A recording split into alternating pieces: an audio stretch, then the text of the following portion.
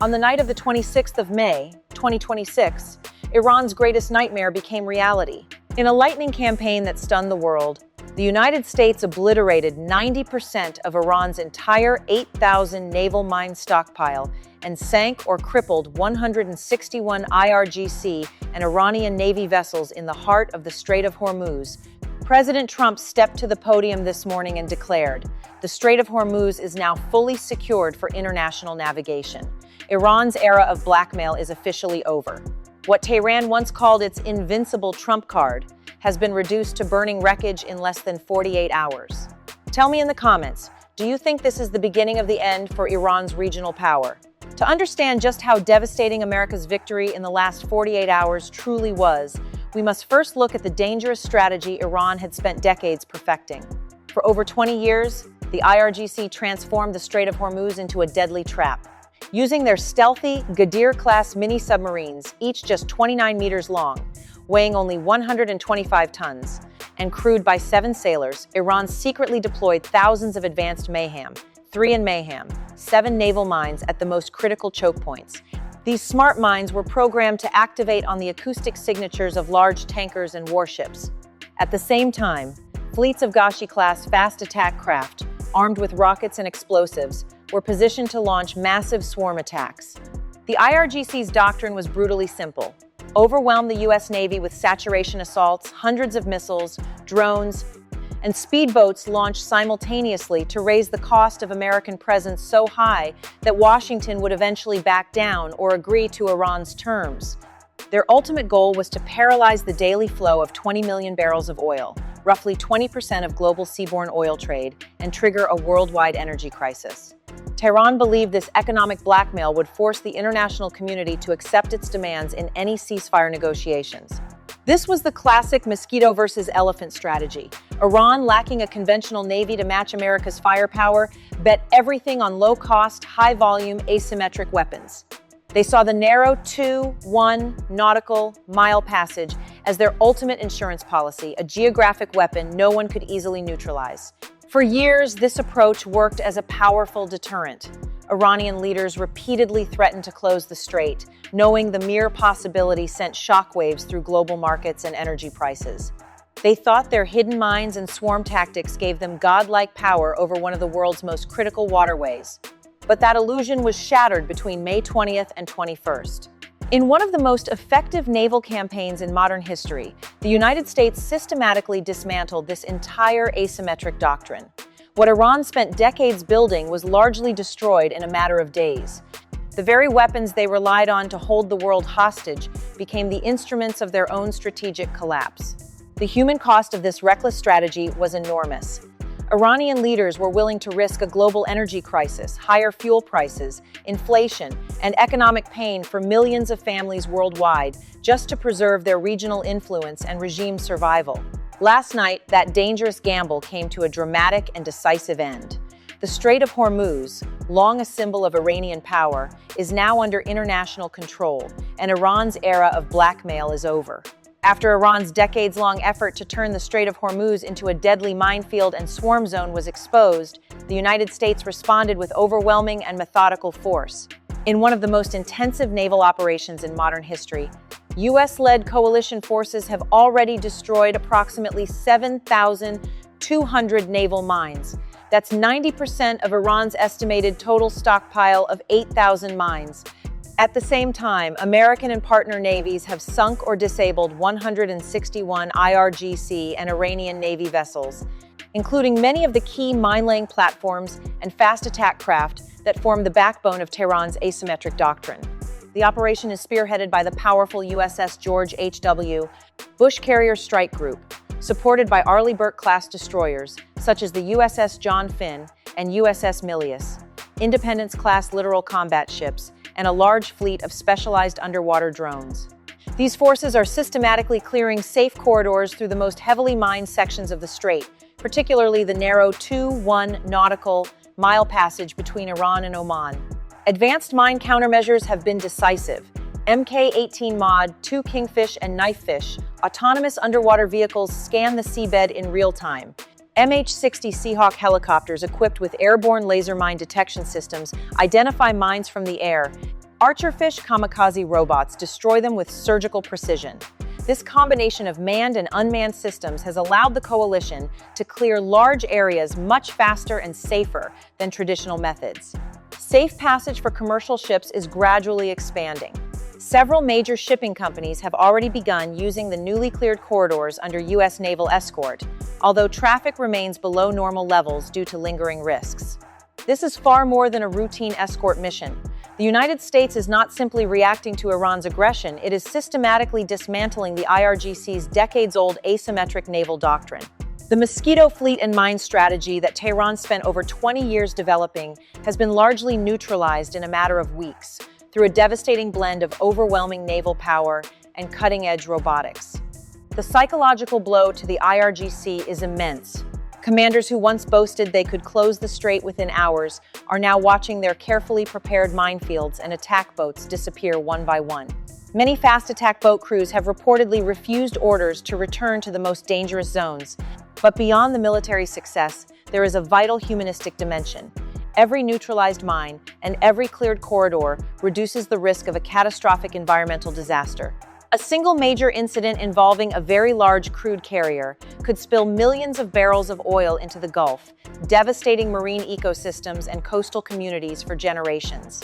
By clearing these threats, the U.S. and its partners are protecting not only freedom of navigation, but also the fragile marine environment and the livelihoods of millions who depend on these waters.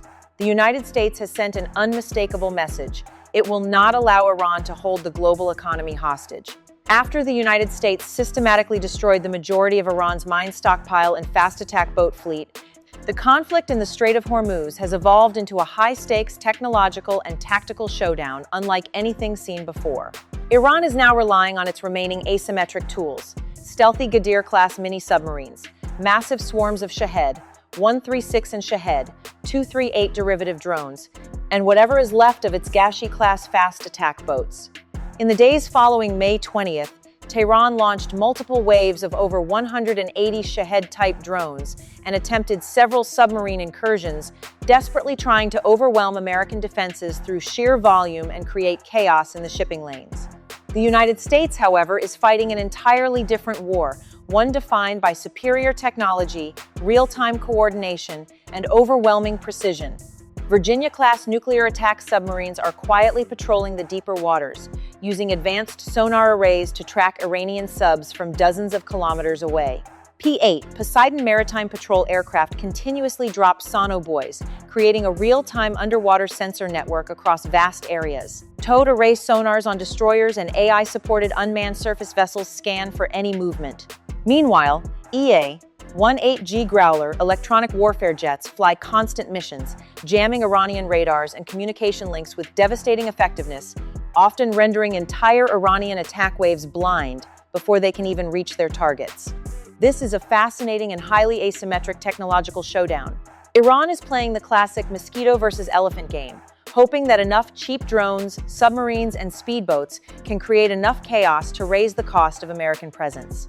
The U.S., by contrast, is responding with precision, superior sensors, networked systems, and overwhelming firepower that allow it to see and neutralize threats faster than Iran can react. So far, American technology and training are proving overwhelmingly superior.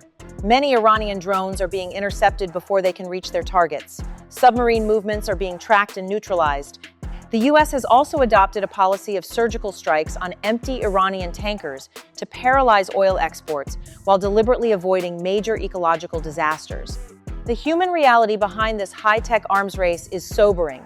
Seafarers from dozens of nations, Filipinos, Indians, Ukrainians, and Russians continue to sail through these waters every day, knowing they are operating in the middle of a sophisticated technological battlefield. Oil workers on platforms and in ports live with the constant anxiety of sudden attacks. Families back home worry about rising fuel prices and potential supply disruptions that could affect everything from groceries to heating bills. This technological confrontation in the Strait of Hormuz is redefining modern naval warfare. Iran's low-cost, high-volume swarm tactics, once considered a serious threat, are being systematically countered by America's high-tech, precision-dominated approach. The gap between the two sides' capabilities is not narrowing, it is widening rapidly. The IRGC is learning a hard and expensive lesson.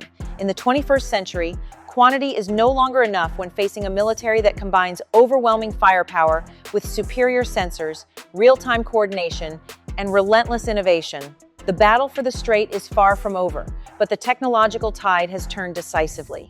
While the United States and Iran engage in this high-stakes technological and tactical showdown in the Strait of Hormuz, the Gulf states are not standing by as passive observers.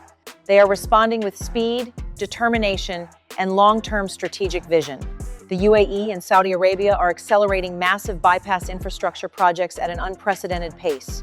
The UAE's second Habshan Fujairah pipeline, stretching 460 kilometers from Abu Dhabi's Habshan oil fields to the Gulf of Oman, is now on a crash construction schedule. When completed in late 2027, it will boost total export capacity through this secure route to 3.6 million barrels per day. Saudi Arabia is expanding the Petroline East-West pipeline to a full capacity of 7 million barrels per day and fast-tracking its $26.6 billion land bridge high-speed railway project, which will connect Jeddah Islamic Port on the Red Sea directly to Dammam on the Persian Gulf. As of the 22nd of May, 2026, these new routes are already handling 4.2 million barrels per day, significantly reducing dependence on the Strait of Hormuz. At the same time, Gulf nations are rapidly strengthening their military capabilities through deeper cooperation with Turkey. In early May 2026, the UAE signed landmark agreements to integrate Al-Tariq precision-guided bombs onto Bayraktar Akinci heavy attack drones. Saudi Arabia has purchased multiple Korkut anti-drone systems and advanced laser weapons. Kuwait, Qatar, and even Iraq have quietly acquired Turkish Hisar air defense batteries and Akinci UAVs to create layered protection around their critical energy infrastructure. This is a historic strategic realignment. For decades, the Gulf states lived with the constant fear that Iran could disrupt their oil exports by threatening the Strait of Hormuz. Now, they are actively building an independent energy and security architecture, new pipelines, high-speed railways, and modern defense systems that makes Iran's threats increasingly irrelevant. Turkey has emerged as a key strategic partner, filling the vacuum left by Iran's declining influence. Its advanced drones, electronic warfare systems, and cost-effective air defense solutions are proving highly attractive to Gulf nations seeking alternatives to expensive Western systems. The message from Abu Dhabi and Riyadh is loud and clear. The era of living at the mercy of Iranian blackmail is ending. By creating secure alternative routes and strengthening their own defenses, the Gulf states are reducing Tehran's leverage and gaining greater strategic independence. Iran can no longer treat the Gulf as its safe financial and logistical backyard. But beyond the strategy and geopolitics, there is a deeply human dimension. These bypass projects and defense investments are ultimately about protecting stability. Secure energy routes mean more predictable oil prices, which directly affect the cost of gasoline, food, transportation, and heating for millions of families across Asia, Europe, and beyond. By reducing dependence on the volatile Strait of Hormuz, the Gulf states are helping prevent sudden economic shocks that hit the poorest households the hardest. The Gulf is no longer passive. It is actively rewriting the rules with steel, technology, and strategic foresight.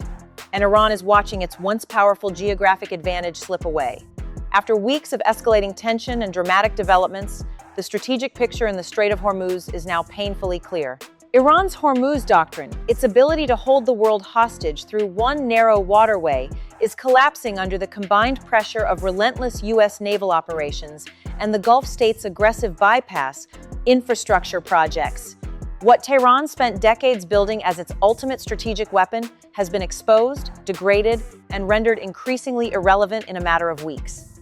The combination of destroyed minefields, sunk vessels, and new alternative routes has stripped Iran of its most potent leverage over global energy flows. The regime in Tehran now stands at a historic and painful crossroads. It must choose between a controlled but humiliating diplomatic retreat, accepting significant limitations on its nuclear program, and opening the strait, or risking a far more destructive round of escalation that could lead to even greater military and economic devastation. The next 48 hours may well determine whether this dangerous chapter ends in a negotiated settlement or spirals into a much wider and more costly confrontation. Long-term, a new security and trade architecture is emerging across the Middle East. The UAE and Saudi Arabia are no longer passive players at the mercy of geography. Through massive bypass pipelines, high-speed railways, and advanced defense partnerships with Turkey, they are building a future where Iran's ability to threaten global energy flows is dramatically reduced. Iran's Ring of Fire proxy strategy and its control over Hormuz are both eroding at the same time. Neither Russia nor China appears willing or able to fully compensate for Tehran's growing isolation. This is one of the most significant quiet revolutions in the modern Middle East. What began as Iran's strongest card has become its greatest liability. The balance of power in the Gulf has shifted perhaps permanently away from Iran. But behind all these grand strategic calculations lies a deeply human reality. This crisis is ultimately about people. It is about whether one regime can continue endangering the lives and livelihoods of millions of Iranian families facing economic collapse, Gulf residents living under the daily threat of conflict, and ordinary citizens worldwide worried about sudden spikes in fuel and food prices. Every mine destroyed, every ship sunk, and every bypass route completed carries the hope of greater stability so that families can live without the constant shadow of war and economic despair. True leadership in this moment means choosing de-escalation and pragmatism over reckless confrontation that only brings suffering to civilians on all sides. The coming days will test whether Iran's leaders have the wisdom to recognize this new reality before the cost becomes even higher. The Strait of Hormuz, long a symbol of tension and blackmail, may finally be on the path toward becoming just another important waterway rather than a permanent weapon for regional domination. The era of Iran holding the global economy hostage through one narrow choke point appears to be coming to an end. And the Gulf states, with their bold infrastructure projects and strengthened defenses, are the ones writing the next chapter. Tell me in the comments, do you believe Iran's latest provocation will lead to a major U.S. Gulf response, or can diplomacy still prevent wider war? If you think this attack on the Baraka nuclear plant was a serious miscalculation by Tehran, comment the number 9. This is Maya. Thank you for watching. I will bring you further verified updates as this dangerous situation continues to unfold.